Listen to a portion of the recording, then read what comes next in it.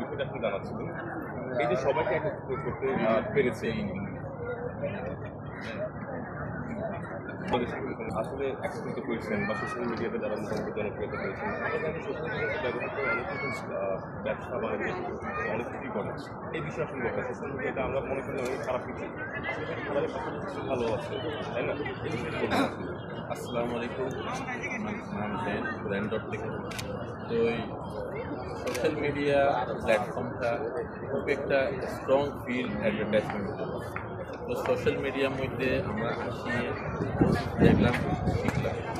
Social media আপনারা করিয়ে এক থেকে মানুষরা কোথা থেকে কোথায় চলে যাচ্ছে। আপনি জন্য সোশ্যাল মিডিয়ার মধ্যে আপনি ভালো কন্টেন্ট ক্রিয়েট করেন, অ্যাডভার্টাইজমেন্ট করেন, আপনি যে কোনো প্রোডাক্ট সেল করতে পারবেন। সোশ্যাল মিডিয়ার মধ্যে আপনি যে কোনো জিনিস আপনি বুঝতে পারেন, জানতে পারবেন। This is a big type of opportunity that you can be high position.